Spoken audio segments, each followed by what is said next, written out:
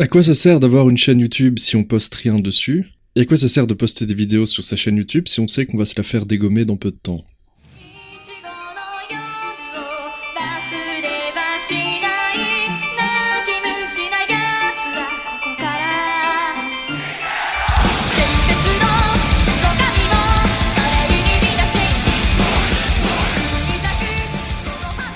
Il y a quelques jours, j'ai découvert ce groupe de musique. Et oui, au fait, cette vidéo, ça va pas être une vidéo scriptée, construite avec des sources. C'est juste moi qui prends le micro et qui raconte tout et n'importe quoi. Donc voilà, donc j'ai aucune idée de ce que je veux dire dans cette vidéo, mais si jamais je vous dis des trucs qui vous interpellent, ne prenez pas cette vidéo comme preuve à l'appui, allez faire des recherches.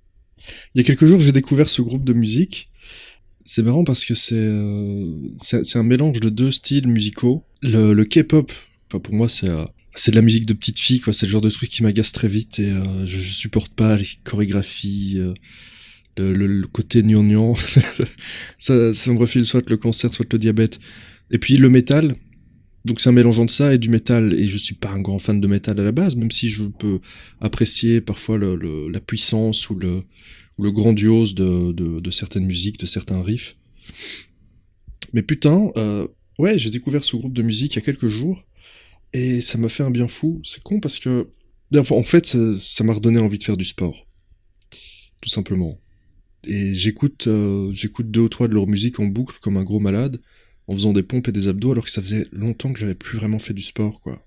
Oui, en fait, je fais aussi cette vidéo un peu pour expliquer pourquoi je fais moins de vidéos ces derniers temps.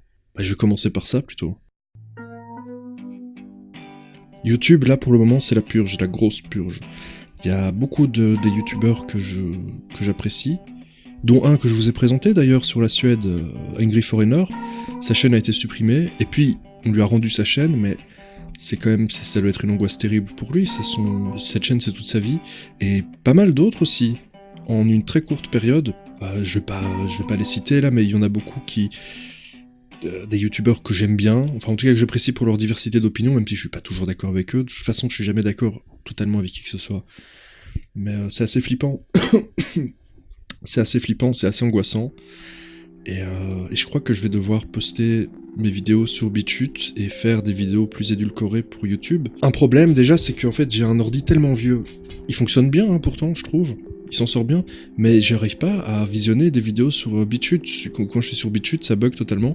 Je sais pas si je suis le seul à avoir ce problème, mais en tout cas, c'est bizarre, mais enfin bon, voilà, j'arrive pas à avoir accès à BitChute. Mais je devrais poster mes vidéos là-dessus. Enfin bon, soit.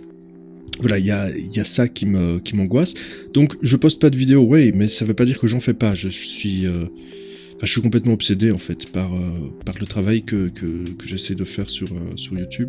Donc, je continue en permanence à écrire, à me documenter, à remplir des dossiers de vidéos, à traduire des vidéos que j'ai traduites, des trucs, des bouts d'informations, enfin, soit, peu importe. Donc oui, je suis en train de bosser, c'est juste que je poste pas de vidéos pour le moment. Je suis un peu en mode... j'attends de voir ce qui va se passer sur YouTube pour voir si je vais pas trop me faire dégommer trop vite, quoi. Donc, à part ça, j'ai découvert ce groupe de musique à la con, que j'adore. Je suis totalement... je suis à fond dans ce genre de japanaiserie maintenant, et ça me fait du bien. Et je voulais en profiter pour parler de...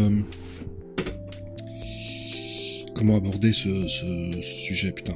Peut-être qu'au final j'aurais dû écrire des notes, mais voilà, vous êtes plus de 60 000, c'est énorme putain, plus de 60 000 à suivre ma chaîne, et je trouve ça hallucinant. J'ai énormément de chance, j'en ai bien conscience, et c'est pour ça que je passe mon temps à faire de la pub aux autres, au moins fortunés que moi de YouTube. D'un point de vue statistique, c'est évident qu'il y a forcément des gens qui sont tristes, des gens qui sont malheureux pour toutes sortes de raisons, mais des gens qui sont un peu déprimés, ou des gens qui sont carrément déprimés, et mes vidéos sont déprimantes, par nature, elles le sont. Et je le fais pas exprès, c'est juste... voilà quoi, c'est...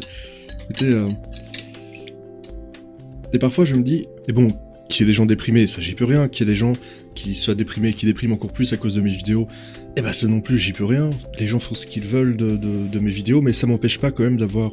Mais ça m'empêche pas de me dire, est-ce que je pourrais pas parler de ça? Est-ce que je pourrais pas parler de ce sujet? Voilà, donc à vous qui m'écoutez, qui êtes peut-être pas à un très bon endroit mentalement, j'ai envie de vous dire... je suis pas votre pote, je suis pas votre psy, je suis pas le centre anti-suicide, non, ne vous en faites pas, vous n'êtes pas seul, appelez ce numéro. Non, je suis pas ça. C'est juste que, si je peux me permettre, de un, ne regardez pas mes vidéos. De deux, libérez-vous l'esprit, faites des trucs, et surtout, faites du sport. Faites du sport. Je vais pas donner des conseils généralistes, je vais juste dire ce qui marche, en tout cas ce qui a marché pour moi, c'est le sport. Le sport, ça m'a sauvé plusieurs fois. J'ai eu tendance à faire de la muscu et aussi de la natation quand j'avais aux alentours de 17-18 ans. Ça m'a beaucoup aidé, ça m'a sauvé la vie, je le pense sincèrement. Et par exemple, je me suis pesé l'autre jour, et depuis, grosso modo, depuis que j'ai commencé cette chaîne YouTube, j'ai pris 10 kilos, et c'est pas du muscle. Donc oui, je suis pas vraiment dans un délire de devenir super musclé, être super beau pour la plage.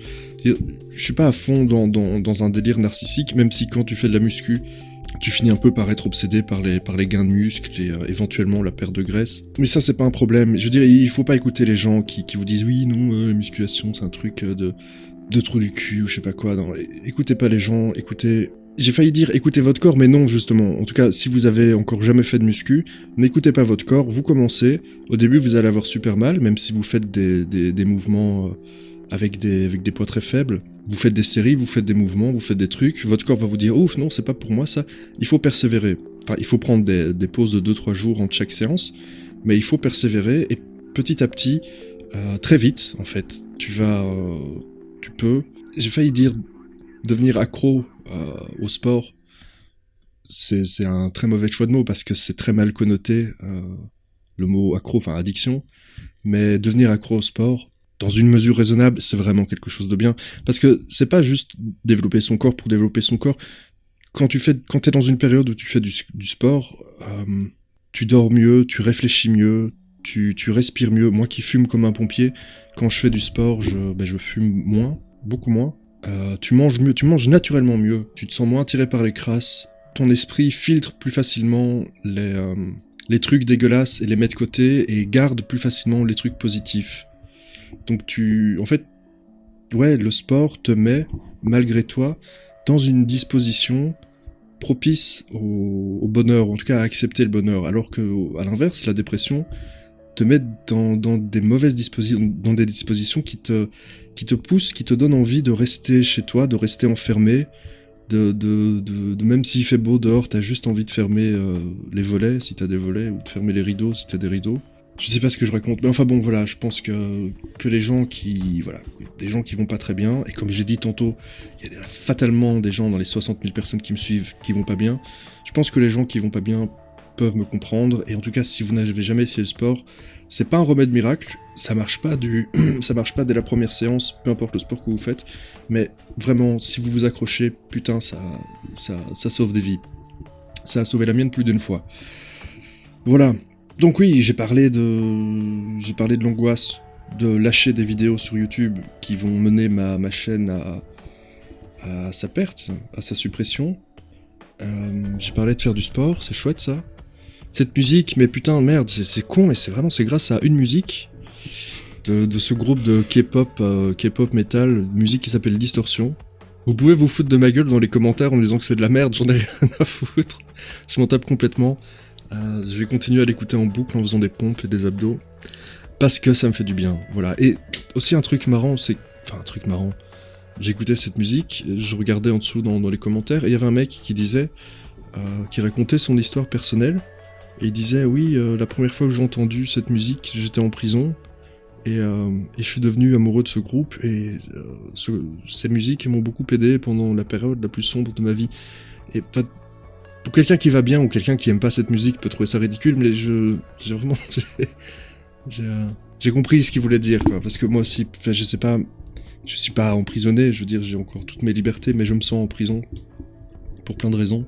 Et c'est pour ça que je pense éventuellement à arrêter, en tout cas à couper mon compte Tipeee et à faire une pause de cette chaîne parce que je sais pas, enfin bon, peu importe. Mais donc j'ai envie de dire merci au Japon pour cette musique, merci au Japon, et ça m'a donné envie de parler un petit peu du Japon aujourd'hui. Moi j'aime bien les Japonais, j'aime bien le Japon. D'ailleurs j'ai jamais entendu qui que ce soit dire oui non moi j'aime pas le Japon, c'est vraiment un pays de cons. Je sais pas, il y a peut-être des gens qui trouvent que le Japon c'est un pays dégueulasse et que les Japonaises sont vilaines. Voilà. J'ai jamais entendu ça. Je trouve que c'est un pays formidable. J'adore leur attitude vis-à-vis, notamment de l'immigration, de la crise des réfugiés, enfin en tout cas des entre guillemets réfugiés, fermez les guillemets. Juste le fait de dire ça, j'ai l'impression que ma chaîne peut se faire pulvériser, mais enfin bon, j'en ai rien à foutre. Les Japonais sont pas comme nous, ils ont pas cette espèce de culpabilité blanche, autodestructrice, propre aux pays occidentaux blancs, quoi. Enfin, cette mentalité honteuse et coupable, vraiment dégueulasse, qu'on enseigne aux enfants dès leur plus jeune âge à l'école, c'est vraiment quelque chose qui me révulse. Les Japonais, ils ont pas ça. Les Japonais, ils disent « Allez vous faire enculer, on en a rien à parler, nous, on s'en tape ». Malgré ça, cela étant dit, ils ont quand même, je sais pas pourquoi c'était en 2015 ou en 2016, je sais pas du tout pourquoi, ils ont quand même fait l'erreur d'accueillir 27 migrants, ils l'ont fait. J'ai aucune idée, je sais pas pourquoi, peut-être parce que, sous la pression internationale, va savoir, j'en sais rien. En tout cas, ils ont fait ça, et bah devinez quoi, deux de ces migrants ont été arrêtés pour viol en gang. Sur mineur, comme d'habitude, et probablement viol anal, comme d'habitude. Alors certains me diront, oui, mais pourquoi est-ce que tu précises ce genre de choses? Mais va te faire foutre. Évidemment que je précise ce genre de choses parce que c'est horrible, parce que c'est la réalité, Désolé. Excusez-moi, je suis un peu... je suis vraiment désolé. C'était très grossier. Si je précise ce genre de détails, entre guillemets, ce genre d'horreur, c'est parce que c'est la réalité. En tout cas, la réalité qu'on s'inflige à nous-mêmes, là, en ce moment. Quoi qu'il en soit, ils en ont accepté 27 et pas un de plus, et c'était déjà 27 de trop. Un autre truc que j'aime bien aussi avec le Japon, c'est le fait qu'ils se sont pris 2 bombes nucléaires sur la gueule, et qu'ils sont pas là en mode oh, on est oppressé, oh, on est opprimé, oh, machin truc. Et personne ne vient les plaindre parce qu'ils réussissent. Ils ont réussi d'un point de vue économique, d'un point de vue culturel, d'un point de vue technologique, d'un point de vue intellectuel, d'un point de vue sociétal. Ils réussissent. Bon, ils ont leur lot de problèmes, hein.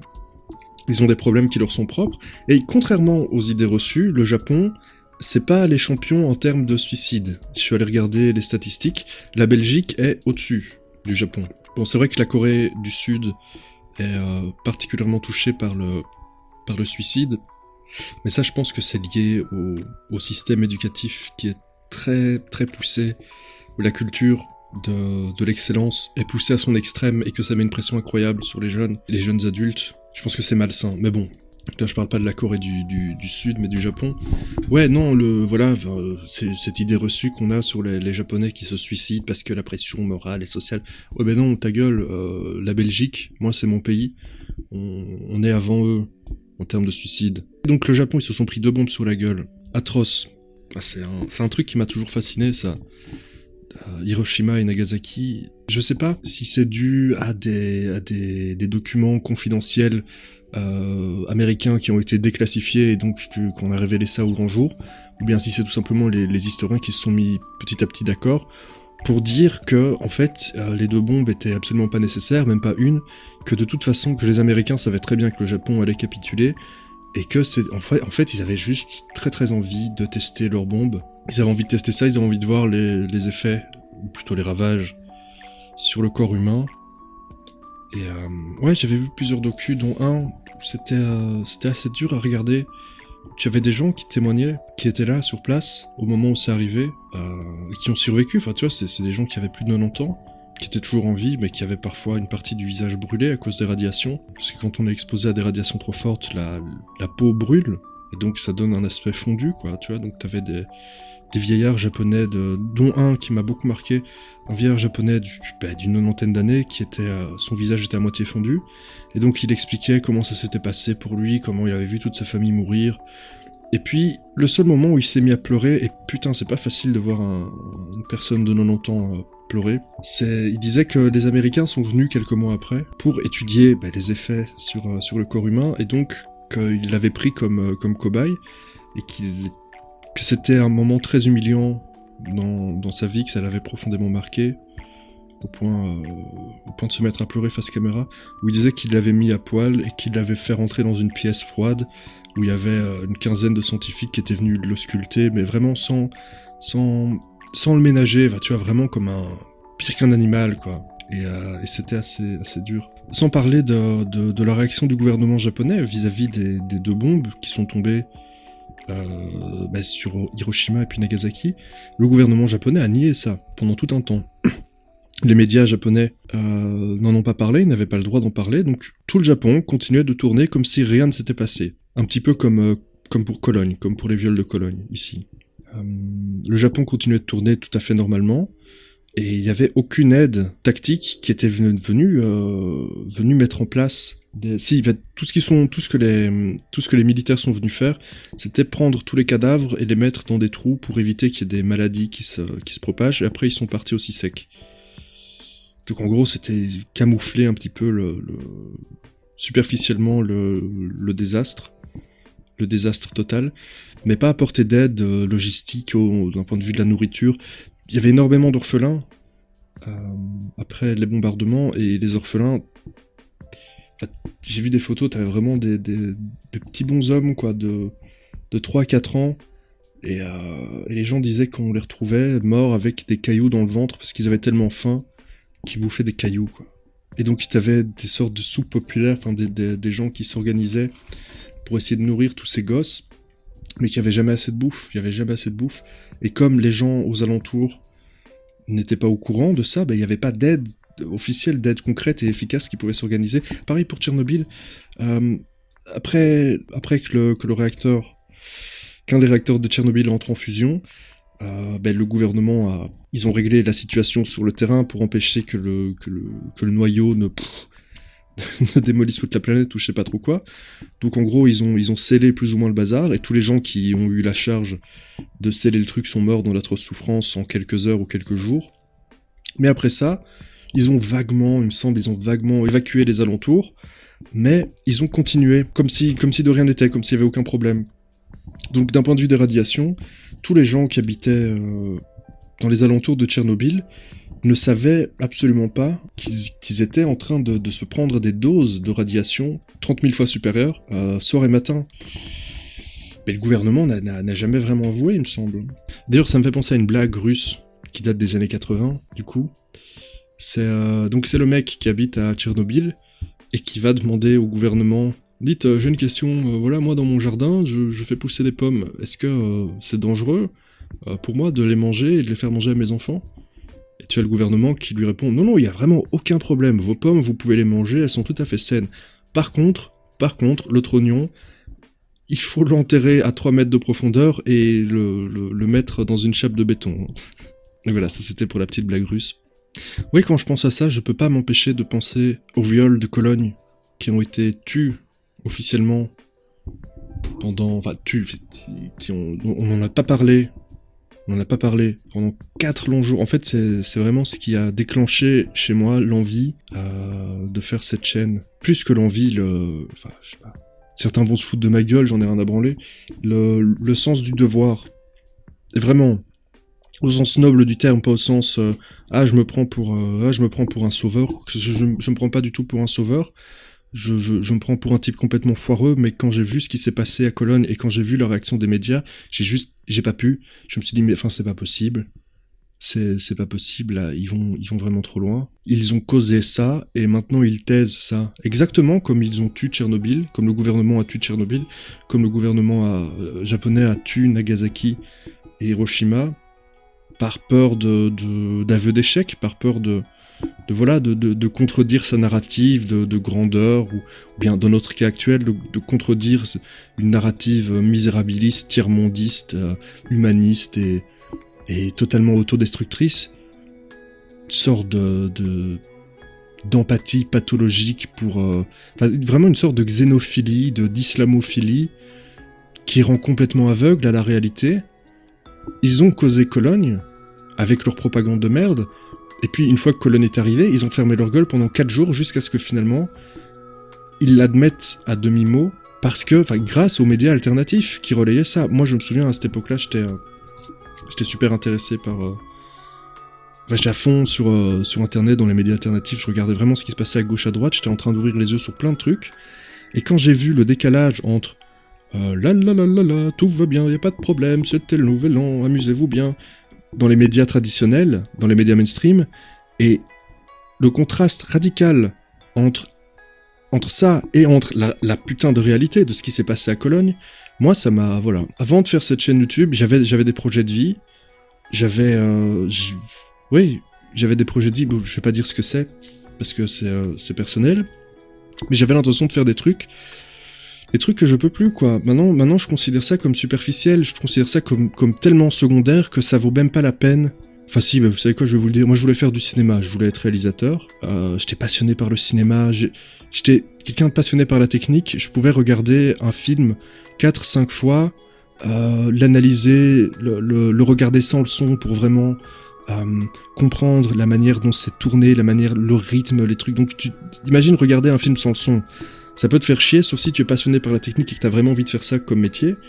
Voilà, c'est un truc que en tout cas, si jamais parmi vous, il y en a qui ont envie de faire du cinéma, qui ont envie de faire des films, regardez un bon film du style Gladiator, par exemple, regardez-le sans le son, et essayez aussi d'avoir les commentaires audio du réalisateur. Surtout les commentaires audio de Ridley Scott, ils donnent vraiment plein de bons conseils pour les futurs réalisateurs ou pour les gens qui ont envie de faire du cinéma, même amateurs. Il donne vraiment plein de conseils, ce mec est génial. Qu'est-ce que je disais? Oui, j'avais envie de faire ça, puis maintenant, je peux plus. Je trouve ça tellement superficiel, tellement... Ça me dégoûte, et puis de me dire quoi, alors quoi, tu vas utiliser... Parce qu'en Belgique, si tu vas faire du cinéma, c'est fatalement de l'argent public. L'argent public, des gens qui bossent 8 heures par jour, qui ont même pas assez de temps ou assez d'argent pour pouvoir faire des gosses, et s'ils en font, enfin... Et quoi, pour au final, que ce soit juste une petite élite de gauche bruxelloise qui se pavane... aux avant-premières et qui regardent ça en buvant du vin rouge et du champagne. Non, ça me dégoûte, allez vous faire enculer. Je veux pas de ça, je veux pas participer à cette merde, je veux pas voler de l'argent aux gens, je veux pas... ça me dégoûte tellement que je pourrais toucher des allocations, du chômage, des trucs comme ça, j'en touche pas. Je veux pas... Enfin bon, ça c'est une autre histoire. Mais voilà quoi, c'est parfois dans la vie, tu marches, t'es sur ta route, tu vois, tu dis oh tiens, tu vas à la gauche, tu vas à la droite, puis paf, il y a un arbre qui tombe et qui te force à prendre un sentier boueux, et ben là je suis en plein dedans. Et voilà, et je peux faire des erreurs dans mes vidéos, mais au moins j'essaye de pas en faire, tu vois. J'essaye de pas en faire. Enfin voilà, en conclusion, je tiens quand même à m'excuser auprès des tipeurs, parce que putain, vous me donnez de l'argent pour que je fasse des vidéos et j'en poste pas. Et ça craint. Ça craint, puis en plus je suis même pas fichu de répondre régulièrement aux messages que j'ai reçus récemment, je suis vraiment désolé. Je suis désolé. Et en tout cas, à tous les autres, prenez soin de vous. Prenez soin de vos proches. Et désolé pour cette vidéo qui n'a probablement ni queue ni tête, mais voilà. Allez, ciao ciao.